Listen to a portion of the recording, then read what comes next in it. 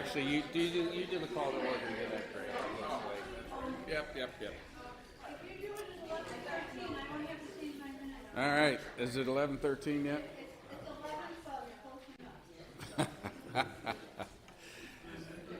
All right. I'm going to call the meeting of congregational meeting of the Honeoye UCC Church for 2026. And it started at the same time as last year, so Karen doesn't have to change her minutes. Okay. With that, Ken? Gracious One, we again pause a moment to consider your presence. We ask that our worship may be our church business, and we ask that our business may be our worship. In Jesus' name, amen.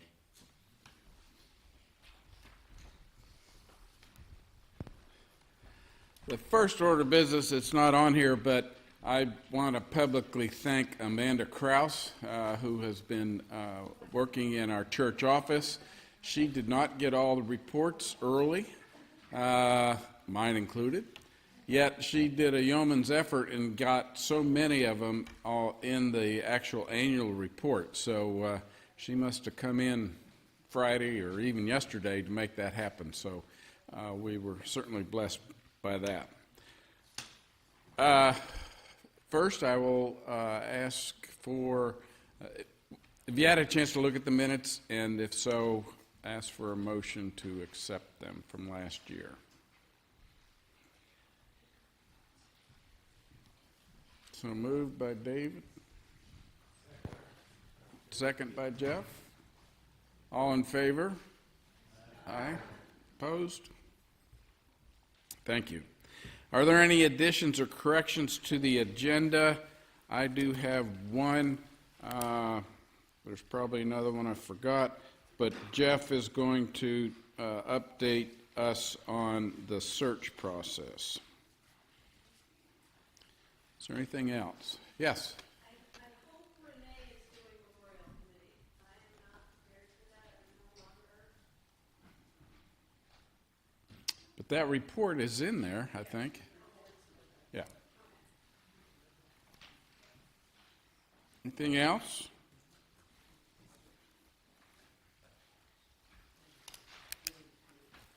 Okay. Yes.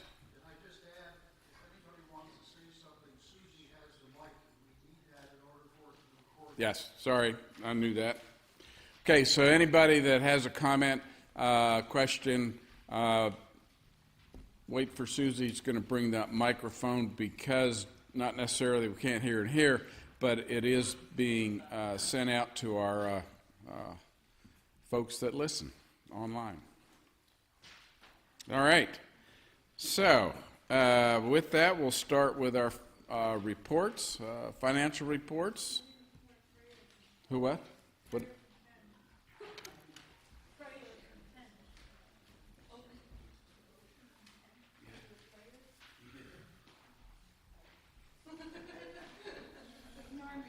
No, that's a good.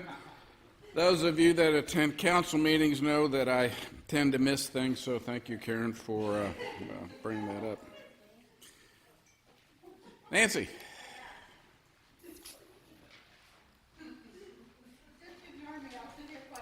And we decided not to use this screen, just so you know.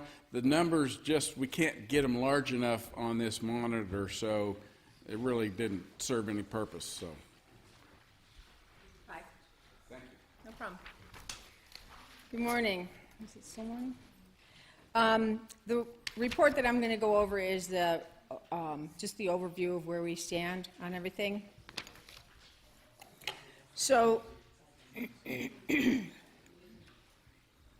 we did very well for our income totals. Some of the offering money, however, had come from other sources, not complete donations. We saw from last year's budget that we had a budget expectation of a negative $56,000. We only ended up at about negative $3,600, so that worked out well. The reason that those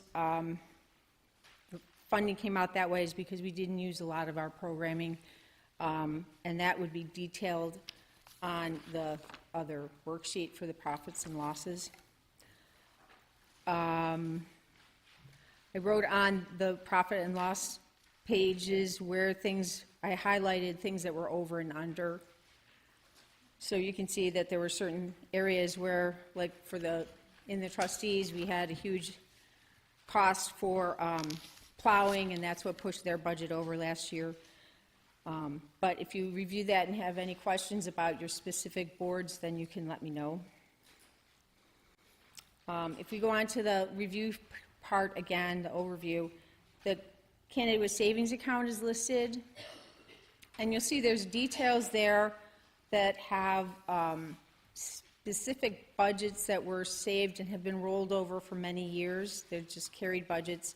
We did a fundraiser for a cookbook for, I don't know, that was 6 or 7 years ago. The funds were supposed to be used towards the nursery school. So money is there for that. We have the Saunders bequeath. There's balances on that, as well as some technology money that we can use in the future for designated areas that those monies were committed to. Turn the page over. The money that I was speaking about to help us with our budget this year was through the Pioneer Fund. That was a high-yield savings account that had been put in place many, many years ago. The funds that were there had been approved in 2023 to use for Ken's sabbatical costs, but the cash flow in that year were fine, so I didn't utilize the funds, and they just stayed there. So I ended up using those funds to help us with our balancing our budget this year. So that fund is now closed with a zero balance. You may need to just keep going. Okay. As many people that have investments know, this year we did very well in the stock market, which is shown in our moderate investments through the endowment account of the United Church Funds. Our balance at the end of the year was $624,215. 5% of that would go towards the trustees' budget, the trustees' budgets for renovations and maintenance of the church facilities. We also received money from a donation that went directly towards the endowment fund. And the capital improvement fund is the trustees, and that's their balance there. The other piece I wanted to, I always do this in the annual report, but if you look at the bottom page, then you can see what the roles are for the different financials, treasurers here, because Marilyn takes the money in and knows which accounts that need to be, the money needs to be put in, whether or not we receive a memorial or something that goes towards benevolence. Marilyn is the one that does that, and she keeps track of all our records for donations, so I'd like to thank her for that, because it's a big job, and she does it very well. And then I am going to continue on in this role as a treasurer until we find a replacement. And that's all I have to say about that. So if anyone has any questions, you can contact me on the phone or on email. Any questions? All right, thank you.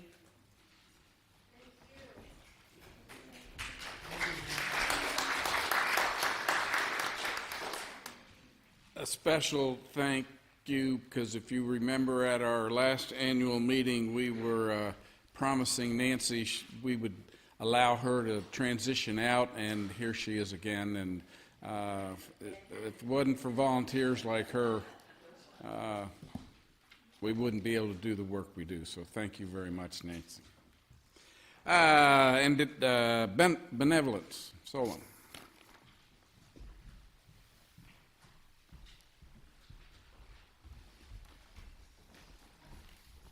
Good morning.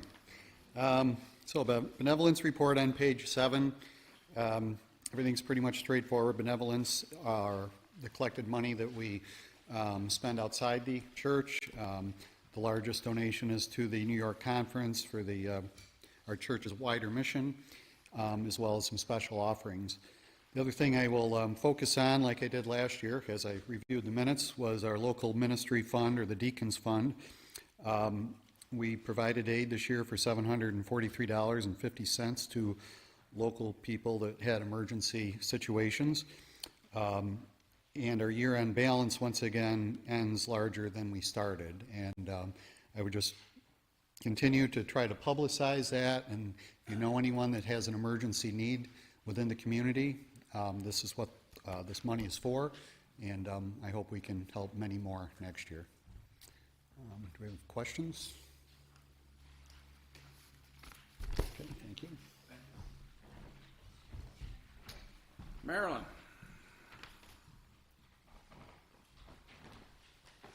Opening reports, page 9. I'm not going to read all the numbers. But page 9 is my end of the year financial report. As Nancy said, and I like to describe, I take the money in, put it in the bank, she takes it out. But I record donations that any of you give, that particularly pledges, but also donors, that I record it. I have with me this morning the end of the year statements. I've given out several. I have more in my purse if you can see me afterwards. Otherwise, they'll go into the post office tomorrow. As the year ended, actually, our pledgers gave more than they pledged. If you look at the upper left, 96,000 was pledged by pledgers and 110 came in. But if you jump down and include the donors, which is basically someone who doesn't pledge but who gives regularly and is identifiable, those, as opposed to the loose plate, which is exactly that, loose money in the plate. But donors gave 18,700. Loose plate for the year was over 5,000.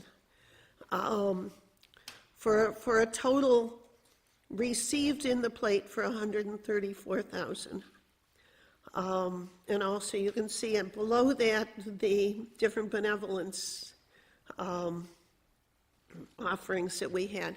Are there any questions? Then I want to thank anyone who has given. Unfortunately, this report is finite. It does not include the fact that people spend hours and time and talents helping and doing around the church, both our fundraising and our maintenance, things that otherwise would cost us money. So there are pledges, there are donations that are not tangible that are of equal importance. And when I see the plate each Sunday morning and there is this much, I know there are electronic giving and there are people who give monthly. There really each week there's this much that is so generously given. So thank you all.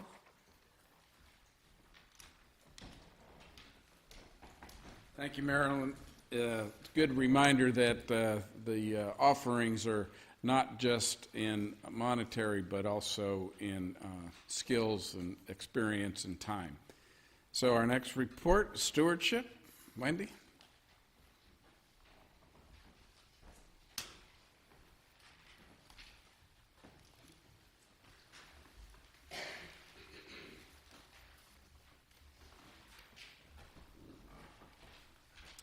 The stewardship report is on page 10, and I just need to update it since that was written. An additional pledge unit has made a pledge, bringing our total towards our budget and benevolence to $103,500 roughly. And our Christmas Eve Deacons Fund donations were $783. If there are any questions, otherwise, short and sweet.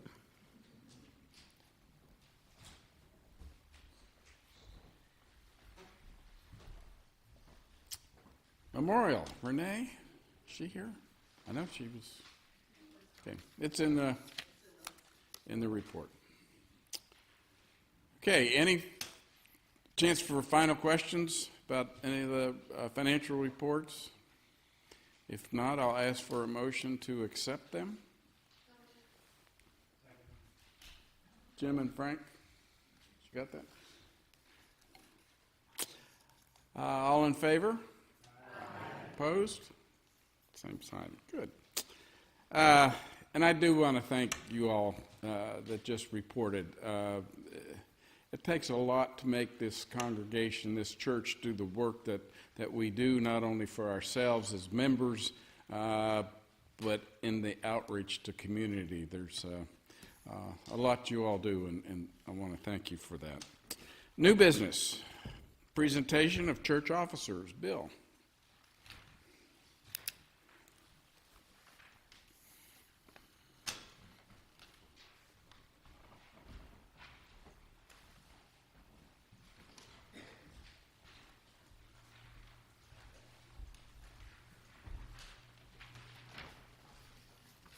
Good morning.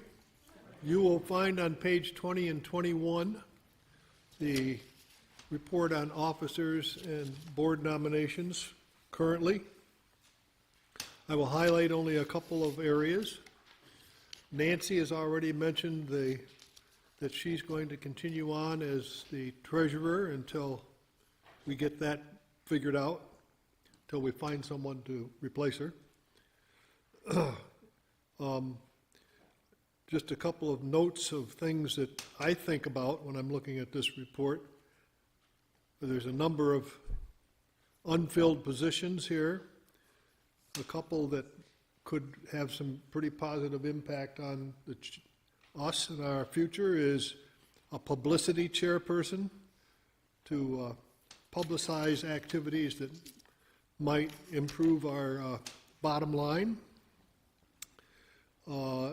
You'll notice that the Board of Christian Education says it has 9 members, but Andrea is the only one listed there. That strikes me as a significant opportunity for our future to fill those positions. Further down in the Board of Deacons, a couple of corrections. Shannon Seddon's second term ends in 27, not 26. And John Jakuziak has resigned from the deacons, so he is no longer there. But he's still here.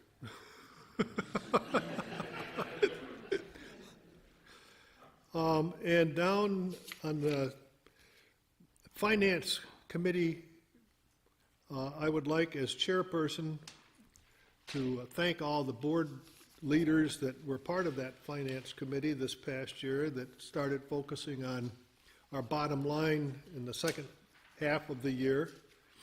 And thank you to all for stepping up and with your financial contributions and other contributions as well.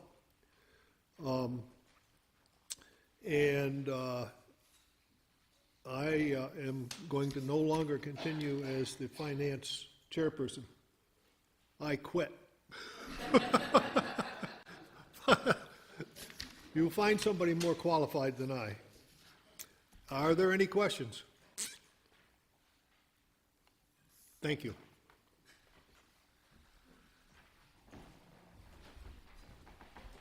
We all know that Bill might be quitting finance, but he's like John, he's not quitting.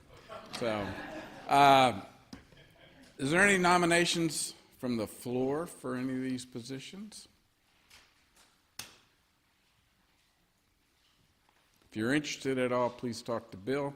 And where's Kathy? She's my parliamentarian that always reminds me what I do and don't do correct. I need to vote on this, or no? I think Karen cast a single vote. Okay, so ask you to cast a single ballot for. Oh, at the end of all of this,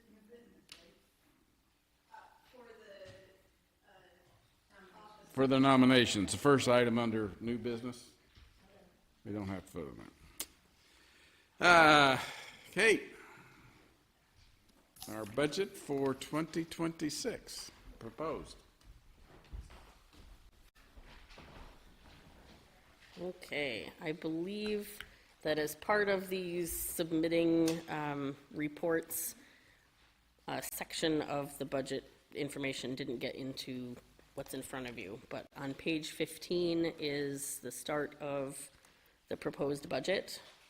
These numbers were compiled by all the various committees and boards, trustees, deacons, community life, stewardship, etc.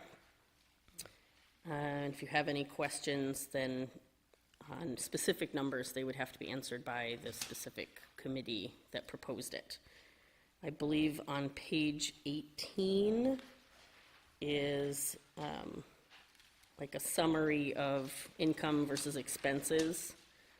And you'll see that our faith factor is significantly less than was proposed last year.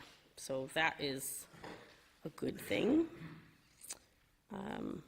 Does anybody have any specific questions on numbers? No. Crickets. Okay, all right, then thank you.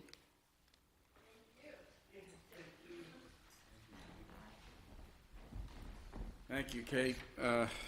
As she kind of insinuated there, she doesn't actually do the budget. She just compiles it from all of our board and committee persons. So it's kind of like herding cats to get all those numbers in. So thank you, Kate. With that, we do need to vote on the proposed budget. And so with that, I'll ask for a motion. Wendy, second. John, second. All in favor? Aye. Opposed? Okay, passes. Jeff.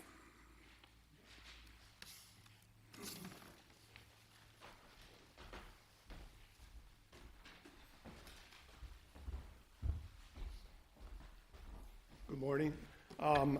I've given updates periodically, but I thought this would be an excellent time to kind of review both the interim search process and ultimately the pastoral search for a settled pastor. At this point, Church Council has authorized 3 of us. I'm going to ask Jess Trenko and Ellen Orman to stand.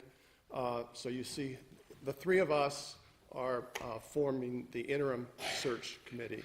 And at this point, we've interviewed 2 candidates, excellent candidates. We think we're on the right path. We're going to probably be interviewing a couple more. The process really, probably not the best analogy, but in a sense, the interim search is a bit of a sprint. It's relatively short term. We hope to have somebody in place by March the 8th, the first Sunday following Ken's retirement on the previous Sunday. The search process for a settled pastor is I'll call it a marathon, only because in terms of timetable, some of you were around when we did this after Brian retired. Typically, we would expect the interim to be with us for 12 to 18 months. In point of fact, if I talk to Ryan and as I talk to other congregations who are in the process of search, in some cases the interims are staying longer than that period. We will listen with our ears, right? Or lead with our ears, I think is the message we got this morning. It is a discernment process. In terms of budget, I did want to point out one aspect of that. So if you look in the pastor's salary portion, I forget what page it is, maybe Kate can help us find that. The biggest reason that our budget faith factor is reduced is because we're not paying full salary for Ken for a year. That's one component. The other component I should point out is that we have 2 paid positions that are being, music director and Sunday school director are both paid positions that are being done by folks who volunteer their their service. So those things really help with the budget overall. There's a little bit of magic in terms of trying to budget for an unknown interim. So what you see in the budget is a 3/4 time position, and we allocated funds based primarily on just taking Ken's package and taking 3/4 of that. So we don't know yet how that's going to pan out. We feel that that budget expectation covers us in a variety of circumstances. Some folks may want to use the manse. One candidate was interested in the manse, another candidate wasn't. So some of them, what we're finding is folks may or may not need health insurance and retirement funding and things like that. So stay tuned, but what's in the budget should be sufficient to cover us for the 2026. The other thing I wanted to point out is the search process for the settled pastor is an open process. We've asked boards to submit names if they have folks that they want to represent their perspective, but it's a completely open process. Anybody who wants to participate and be part of that search process is welcome. You can speak to any one of the three of us about that. I've had a number of folks, probably a half dozen folks already, who have said they're interested. We'll probably get those folks together sometime after our interim's in place and just kind of talk about what's involved. And then you can make a decision at that point. You don't have to, you don't have to decide right away, but we want to include as many voices and perspectives, young people, new members, members of longstanding, et cetera. So we want to be sure that everybody feels that they have a voice in this process.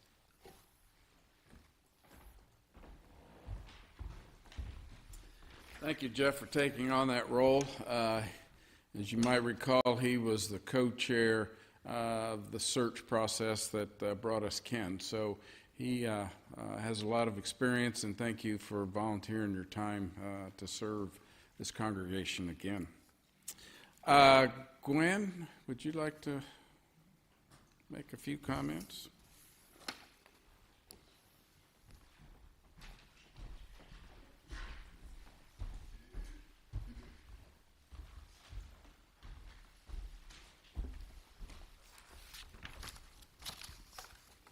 All right, Pastor Ken, we're sure that you woke up this morning crying that this was your last annual congregational meeting of your career, right? So to ease your pain a little bit, we just wanted to let you know that we have plans for an early pastoral celebration kind of month appreciation. So the month of February, to go along with all the love that's spread in February, we're going to be celebrating you all year long, or all month long. So more details?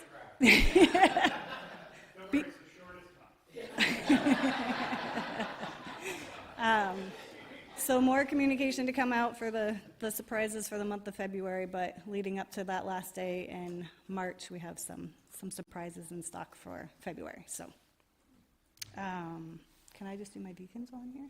Okay, I'm going rogue. As far as deacons, I don't really have much to add except for what's in the report, aside from John quit, but not because we're not fun. We're super fun. We meet at Birdhouse. I mean, what's better than that? So we are looking for a new member for 2026. If anybody cares to join us, there is one of the boards that you do have to be a formal member of the congregation. But aside from that, if you have any questions, please feel free to reach out to any of us, and we'd be happy to answer them and have you join us. So do you guys have any questions on the report? Okay.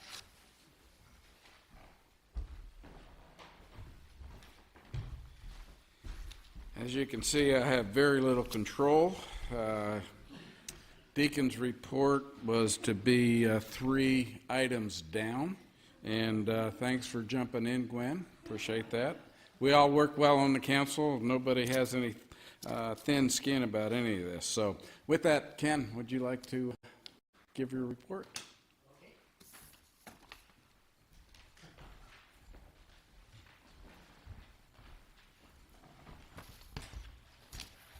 As stated, well, thank you. I look forward to surprises in February, and I have my personal statements reserved for final sermon on March 1st, but I did want to kind of, this was a pastor's report this year was a good chance for me to kind of sum up 8 years of experience, so I'm reading it this time.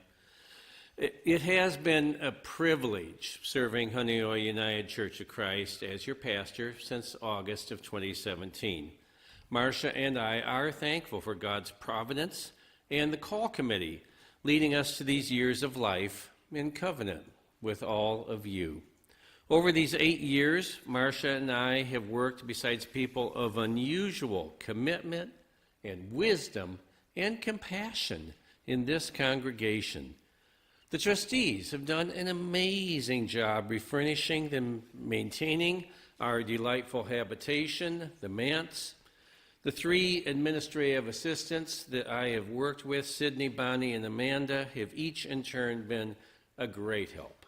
It's been delightful communicating new spiritual understandings in the various classes and book groups, hiking the wilds with Forest Church, sharing lives in contemplative living, going to Wild Goose and going on pilgrimages with members, and seeing the amazing talent shared in the worship services. I've been privileged to officiate weddings, baptisms, and sadly, memorial services for some extraordinary and unforgettable folks. It's been exciting, it's been encouraging to see Earth Care grow from a book study in a coffee shop to a powerful, impactful effort that includes our wider community. Marcia and I are especially grateful for the way the pastor's sabbatical in 2023 allowed us to go on a life-changing experience walking the Camino de Santiago. One thing that I was taught in seminary is that 5 to 8 years is the ideal length for any pastor to stay at a church. And studies show that beyond that 8-year mark, a congregation needs new ideas and they need a new voice leading them so that they will not stagnate. We're at that ideal point for me to step aside so this congregation can experience fresh leadership. It's also time for me to obey a personal call to widen my own sacred work, going full-time as an author, exploring the intersections of Christ, nature, myth, and spirituality. And as I do so, I'll always carry the lessons learned here within me. So, by the numbers, official report stuff, in 2025 I presided over 4 memorial funeral services, conducted 1 wedding, 1 baptism, and facilitated the joining, joyfully, of 5 new members. Please allow me to share 2 hopes for the future, 2 issues that I want to encourage this congregation to resolve before you can call your next settled pastor.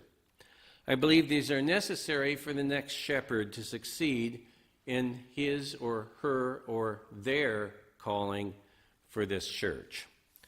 First, the current systems of operation and governance needs to be simplified and clarified. We all know that. We've talked about that many times. A single committee structure with 5 or 7 people representing and delegating all the functions of the church would make it easier for an incoming pastor to work smoothly with the business of the congregation. Also, Honeoye UCC needs to decide whether to continue its 160-year-old legacy of advocating Christ's gospel for the least of these. As a congregation, will you decide to oppose the trampling of human rights in America and the world? Or will you expect your next pastor to ignore these abuses, lest any member be offended by political talk? I really hope that Honeoye UCC will continue to play a courageous and prophetic role, because this is a critical junction in America's history. You are a fine community of God's people. After March 1st, I will responsibly follow our denomination's protocols and separate myself entirely from anything involving this congregation's ongoing direction. That doesn't mean I don't love you. That doesn't mean I won't miss you. Marcia and I will always have fond memories and caring thoughts for each and every one of you. Thank you.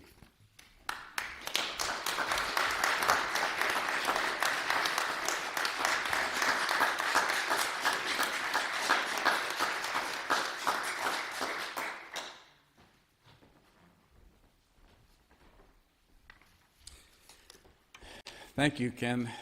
Needless to say, that goes without saying in terms of our appreciation for all you've done throughout February. We will share some kind things and some sort of funny things, hopefully, that keep it going. So, yes, for sure. Thank you. Trustees?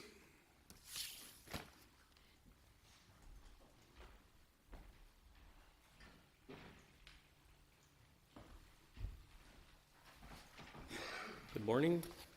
I'm not going to go through the entire report. It's on page 4. Just listed some of the major projects we did for 2025 and then the numerous amount of ongoing job jar tasks, whatever you want to call them, that come up throughout the year. And I want to personally thank all of the trustees that do a great job maintaining not only this property, but the parsonage as well. There's a lot that goes on behind the scenes that I don't think people really truly know or understand, but I just want to, again, thank you for all of the trustees' hard work. Thank you.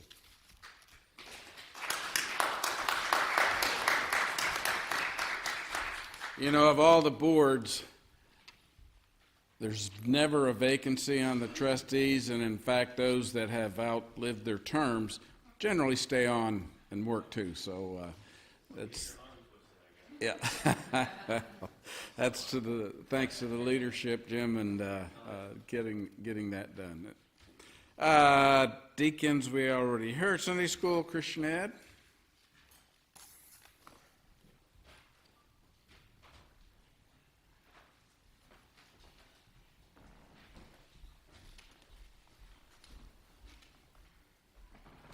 I was looking at you, Andrea, just to make sure I'm not stepping on toes.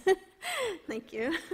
The Sunday school report is on page 23. If you want to take a look at it, I am not going to read it to you. But it's just such a joy to work with the Sunday school this year. So thank you for bringing children. Please bring more. And we could use a few teachers for the younger class going forward. We would love to have a couple of more people to fill in from time to time. Does anyone have any questions? So the only thing I'm going to draw your attention to is we do have about 9 kids who are attending regularly. It's pretty good. And we've had about 23 individual kids come to Sunday school in the past 5 months. So it may not look like that because, we do have Sundays with 1 or 2, but then, yeah. So I think we're moving in the right direction. If you have any questions, want to offer any support, please see me. Thanks.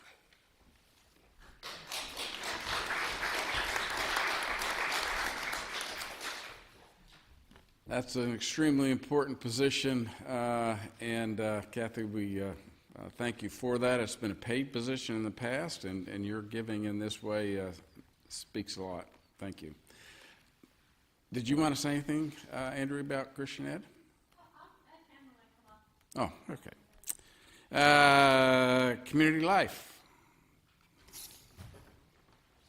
I'm not taking notes, so. I'll remember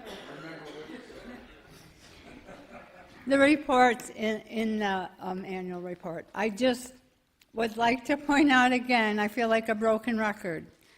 We appreciate all the help that we get. We are 5 people that do coffee hour, and we are losing 1 person when Marcia retires with Ken, so there will be down to 4 people. There will be a new sign-up sheet down in the dining hall.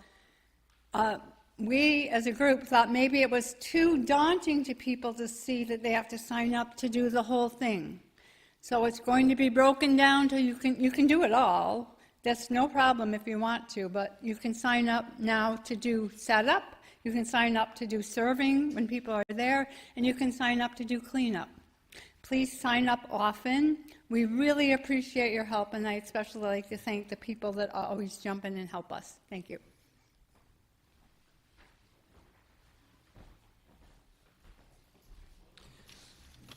And it's probably not been good for our waistlines, but what they offer now at coffee hour is just expanded beyond what used to be just donuts, so thank you. Genesee Valley Association, that's me. Because of my new job, I had to step away from serving as on the Genesee Valley Association Committee on Church and Ministry, and that has been a very worthwhile activity for me. We went out and spoke with congregations. They came here and did one. I didn't because I'm a member here, but it's just been a great way to find out how congregations are working, what they need, how Genesee Valley can be part of that growth. So I will miss that and hopefully serve in another capacity at some point in time. Thanks, Ryan, for being here. He's our associate minister and serves holds a number of hats, but he's the one that meets with the Genesee Valley Association. Earth Care.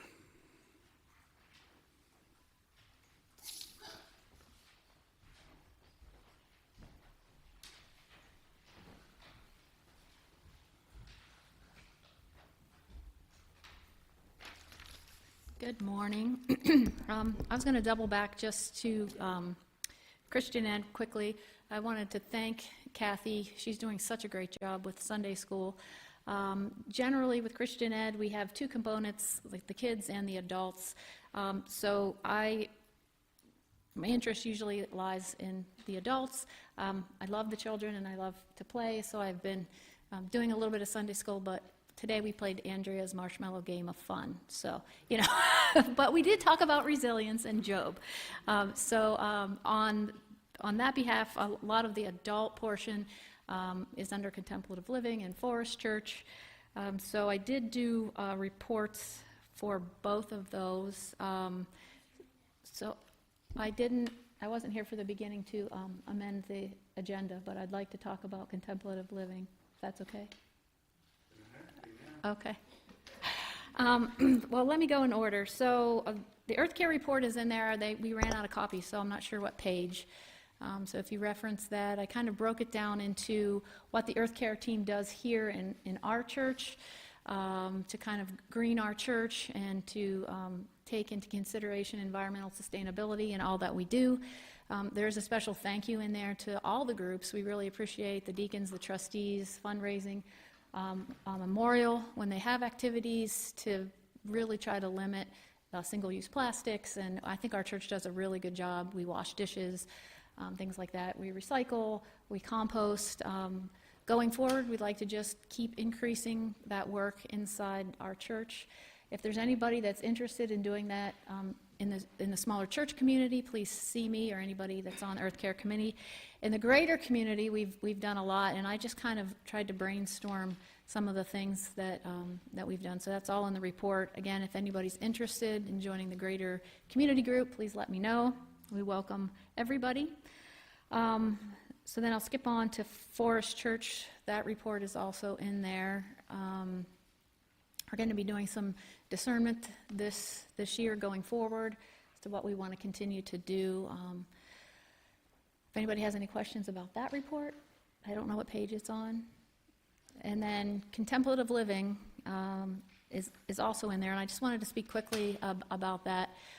We are a group of 14 as it stands right now. We started out with 12, and we did that just because we are a small, intimate group. It's built on trust and mutual respect, so people feel free to be able to talk and share, and we've grown.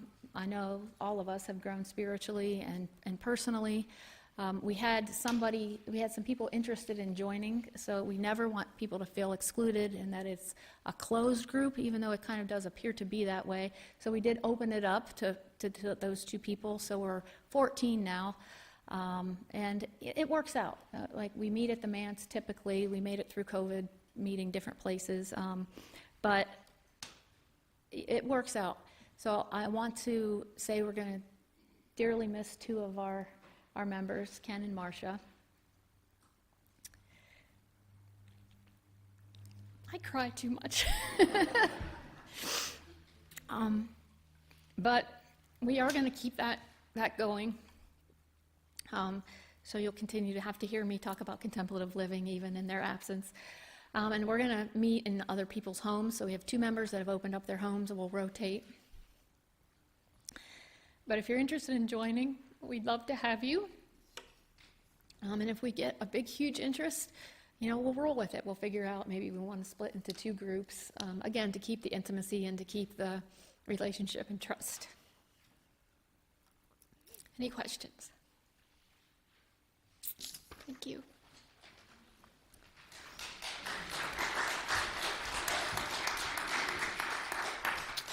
Passion, it's what makes this congregation click, and you can see it in Andrea and in all of you that have reported, so thank you and blessed for that. I've just got 3 comments, and then we'll ask for a motion to adjourn, unless there's another topic. Sorry that we had ran out of materials. This was, we had, 35 last year, 10, and I think Karen said she counted 45, so that's wonderful. If you would like any of these materials, please get in touch with me, and I will make sure they get emailed to you. I should have said something during the nomination, but again, because of my new job, I needed some help being moderator, and fortunately Wendy has agreed to do that with me. And so you'll be seeing more from her. And then finally, the discernment process that we've been going through, we will continue to work on that, and it matches up well with Ryan's sermon this morning, Ken's comments here, and others that have, we think about what we want to be when we grow up. We've really done some pretty good work, and we'll continue on that. So with that, is there any other comments? Bill?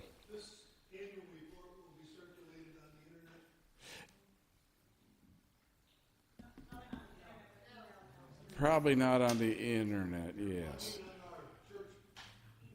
I don't know whether that ought to go on the website or not. There's been some folks nervous about budget materials, so email me, and I'll send it to you electronically. Anything else?